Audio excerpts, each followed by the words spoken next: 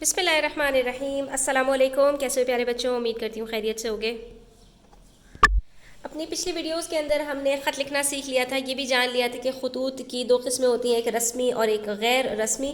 غیر رسمی خط ہم اپنے جو ہے وہ ریلیٹیوز وغیرہ کو لکھ رہے ہوتے ہیں، جس کے اندر ہمارے رشتہ دار، ہمارے گھر والے، ہمارے دوست احباب وغیرہ شامل ہوتے ہیں۔ اور جو دوسرا خط ہوتا ہے وہ رسمی خط ہوتا ہے، جس کو ہم فارمل لیٹر کہتے ہیں۔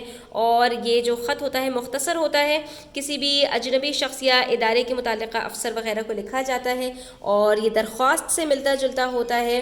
اور اس کے اندر جو مروجہ اصول ہیں خطوط نویسی کے، اس کو ہم نے ملحوظ رکھنا ہوتا ہے۔ تھوڑی سی مشکل بات میں نے کہہ دی ہے، لیکن یہاں پر آپ کو یہ الفاظ سیکھنے چاہیے۔ مروجہ اصول کہتے ہیں جو رائج ہوں، یعنی کہ آپ کے ہاں جس کا رواج ہو، یعنی کہ جن اصولوں کا خیال رکھا جاتا ہو تو ان کو مد نظر رکھنا چاہیے، ٹھیک ہے، ان کا خیال رکھنا چاہیے۔ تو ابتدا میں آپ اپنا اور مکتوب الیہ کا دونوں کا پتہ لکھیں گے، ٹھیک ہے۔ اپنا پتہ کیا لکھیں گے؟ آپ کمرہ امتحان ا ب ج د اسکول، اور جو جس کو خط لکھ رہے ہیں، جیسے کہ یہاں پر ہمیں آکسفورڈ یونیورسٹی پریس پاکستان کو لکھنا ہے، تو ہم نے یہاں پر لکھنا پڑے گا کہ یہ آکسفورڈ یونیورسٹی پریس پاکستان کو ہم لکھ رہے ہیں، ٹھیک ہے۔ اس کے بعد تاریخ لکھی جاتی ہے، آداب اور القاب لکھے جاتے ہیں، جس کے اندر آپ جو ہے وہ محترم، مکرم، جناب، یہ ساری چیزیں لکھتے ہیں۔ پھر خط کا آپ کا مضمون آتا ہے اور آخر میں اختتامیہ آتا ہے، ٹھیک ہے۔ تو یہاں پر آج ہم لکھنے والے ہیں ایک رسمی خط، اور رسمی خط کا میں نے آپ کو پورا خاکہ بتا دیا۔ یہ خط آپ نے لکھنا ہے آکسفورڈ یونیورسٹی پریس پاکستان کے نام، جس میں آپ ہم جماعت طلباء کے ساتھ ان کے صدر دفتر میں واقع میوزیم دیکھنے کی اجازت طلب کریں گے۔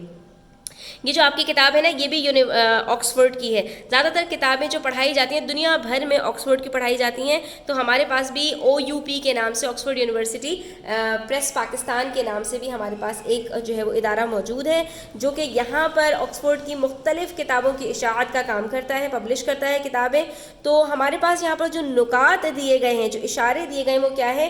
کتابوں کا ناشر ادارہ، ٹھیک ہے۔ ادارہ کس کو کہتے ہیں؟ آرگنائزیشن کو کہتے ہیں۔ اور ناشر، نشر کرنے والا، جیسا کہ آپ کے پاس ٹی وی کے اوپر مختلف پروگرام نشر کیے جاتے ہیں، ٹھیک ہے، تو لائیو ٹیلی کاسٹ کیے جاتے ہیں۔ تو نشر کرنا کا مطلب کیا ہوتا ہے؟ ایک چیز کی اشاعت کرنا، اس کو پبلش کرنا۔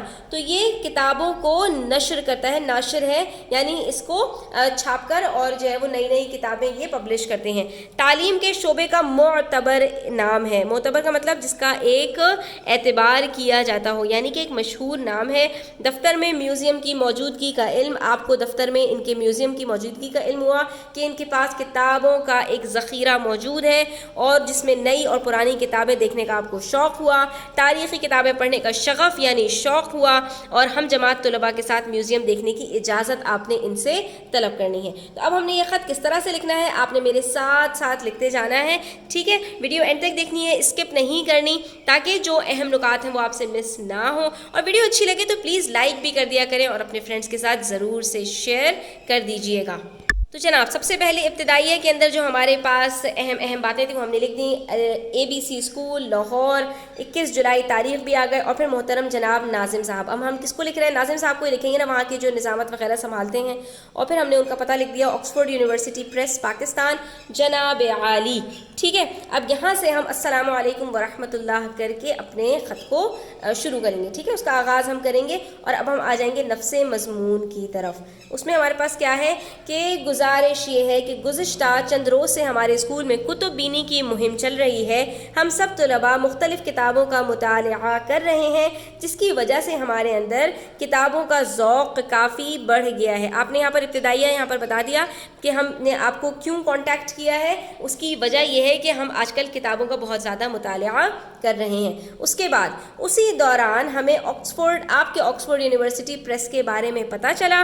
ہم نے تحقیق کی تو معلوم ہوا کہ یہ تو کتابوں کا ناشر ادارہ ہے، مزید یہ کہ تعلیم کے شعبے میں ایک معتبر نام ہے۔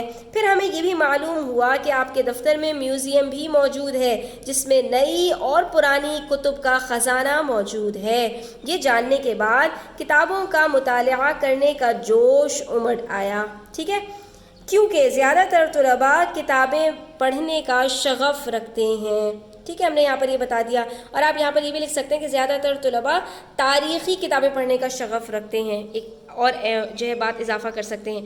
اس کے بعد ہم اختتامیہ کی طرف جائیں گے اور لکھیں گے کہ اس ضمن میں یعنی کہ اسی ذیل میں کانٹیکسٹ میں یعنی کہ اسی چیز کو مد نظر رکھتے ہوئے میں آپ سے استدعا ہے میں کرتی ہوں، یعنی کہ آپ سے میری گزارش ہے کہ براہ مہربانی ہم جماعت طلباء کے ساتھ میوزیم دیکھنے کی اجازت مرحمت فرمائیے۔ مرحمت کا مطلب اجازت دے دیجئے۔